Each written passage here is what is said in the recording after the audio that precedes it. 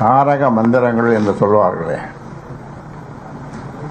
அந்த மந்திரம் ஒன்று,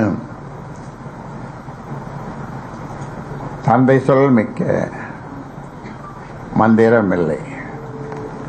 இதை என்னுடைய அருமை நண்பர் பழகருப்பையா அருமையாக 2 பேட்டிகளிலே சொல்லியிருந்தார். உங்கள் மூலமாக எனக்கு தெரிந்தது. அவரோடும் நான் தொலைபேசியிலே பேசினேன். தந்தை சொல் மிக்க மந்திரமில்லை. இது தெரியாம எவனும் அந்த மாதிரி சொல்லிட்டான் அந்த காலத்துல. இந்த காலத்துக்கு அது பொருந்தாது.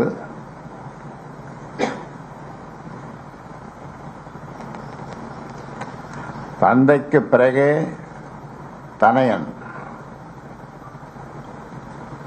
ஐயாவுக்கு பிறகே அன்புமணி. இது இப்பொழுது எல்லோரும் சொல்லுகின்ற வார்த்தை. குருவுக்கு மிஞ்சிய சீடன் இருக்கலாம், குருவுக்கு மிஞ்சிய சீடன் இருக்கலாம். ஆனால் தந்தைக்கு மிஞ்சிய தனையன் கூடாது. இதுவே நீதி, நேர்மை, தர்மமாகும். இதுவே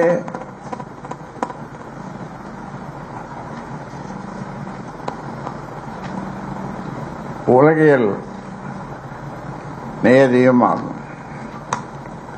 இதுவே சாஸ்திர சம்பிரதாயமும் ஆகும்.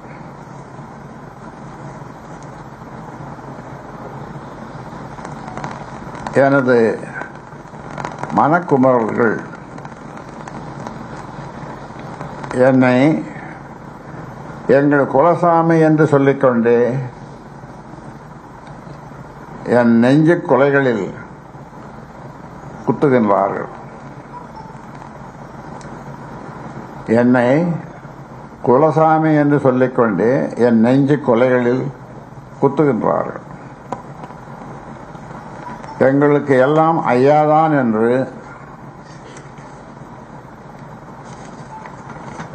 சொல்லிக்கொண்டே என்னை அதள பாதாளத்தில் தள்ள நினைக்கிறார்கள். அனைத்தும் ஐயாதான் என்று சொல்லிக்கொண்டே என்னை அவமானப்படுத்துகிறார்கள். ஐயாவின் புகழை பெருமையை பேசுவதே எங்கள் நோக்கம் என்று சொல்லிக்கொண்டே சிறுமைப்படுத்துகிறார்கள். ஐயாவின் லட்சியமே எங்கள் லட்சியம் என்று சொல்லிக்கொண்டே என்னையே இலக்காக்கி குறிவைத்து தாக்குகின்றனர்.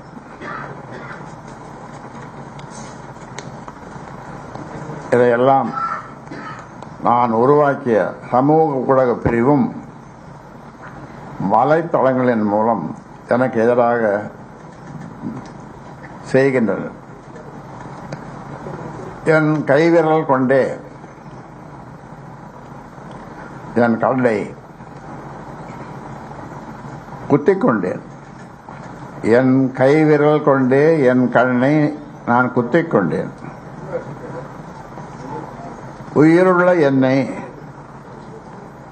உயிருள்ள என்னை எல்லா வகையிலும் உதாசீனம் செய்துவிட்டு என் உருவப்படத்தை மட்டும் வைத்து உற்சவம் செய்கின்றனர். என் உயிருள்ள என்னை எல்லா வகையிலும் உதாசீனம் செய்துவிட்டு என் உருவப்படத்தை மட்டும் வைத்து உற்சவம் செய்கின்றனர். என்னை நடைப்பணமாக்கி என் பெயரில் நாடு முழுவதும் நடைபயணம் செய்யப்படுகிறார்களாம்.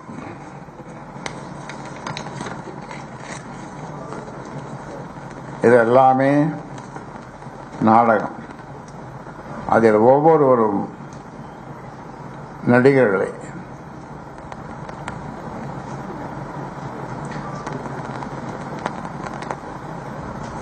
அதாவது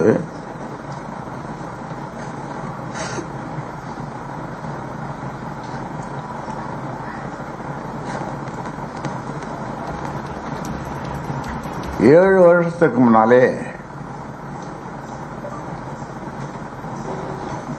பிரதமர் மோடி பதவியேற்பு விழாவுக்கு நான் டெல்லி போயிருந்தேன். கௌரவ தலைவர் ஜி.கே. மணி, அன்புமணி, நாங்கள் 3 பேரும் அந்த விழாவுக்கு சென்றோம்.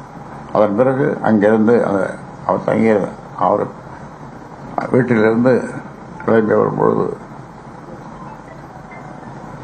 அதாவது 6-7 வருஷம் இருக்கும்,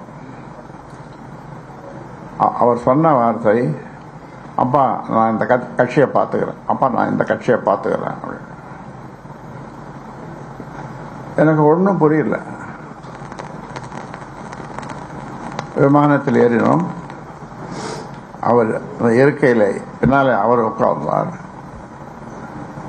அவர் என்ன நினைத்தாரோ தெரியாது, நான் ஏதும் பேசவில்லை. அப்பா நான் தப்பாக சொல்லியிருந்தா என்னை மன்னிச்சிடுங்க அப்படின்னார். எதையும் தவறாக சொல்லியிருந்தால் என்னை மன்னித்து விடும். அப்பொழுது 2 சொட்டு கண்ணீர் உட்கார்ந்து கொண்டு விட்டேன். அது அந்த ஃப்ளைட்டில் விழுந்தது. அப்புறம் அங்கிருந்து மீனம் பார்க்க வந்தோம். அங்கிருந்து வண்டியை எடுத்துக்கொண்டு எதுவும் பேசாமல் அயலாபுரம் வந்தேன். இது நடந்தது 6-7 வருஷம் இருக்கும். இப்போ இல்லை, அப்போ பதவி ஏற்படுறது நம்முடைய பிரதமருக்கு. அப்போ ஆக அப்பவே அவருக்கு அந்த மாதிரி ஒரு எண்ணம் இருந்திருக்கிறது.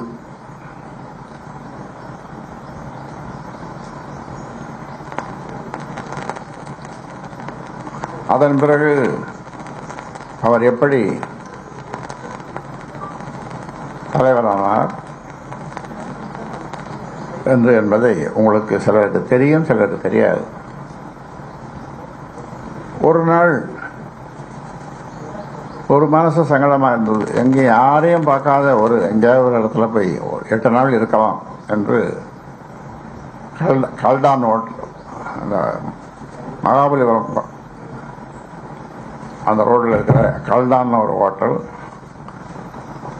அவர் ஜெகத்ரட்சனுடைய ஹோட்டல், அதில் போய் தங்கியிருந்தேன். இதை எப்படியோ தெரிந்து கொண்ட சௌமியா அங்கே வந்தது. மாமா என்றது, ஏமா என்று. இன்றைக்கு புதன்கிழமை, அடுத்த புதன்கிழமை நாள் நல்லா இருக்கிறது. மண்டபம் பார்த்து விட்டேன். தலைவரை மாற்றி விடலாம். அவர் ஓய்வறியா உழைப்பாளி தியாகல் சம்பல் ஜி.கே. மணியை மாற்றி விடலாம் என்று நான் ஏதும் சொல்லாமல் அவரை வரவழைக்கிறேன், அவரிடம் கேட்கிறேன், சொல்லுகிறேன் என்றேன்.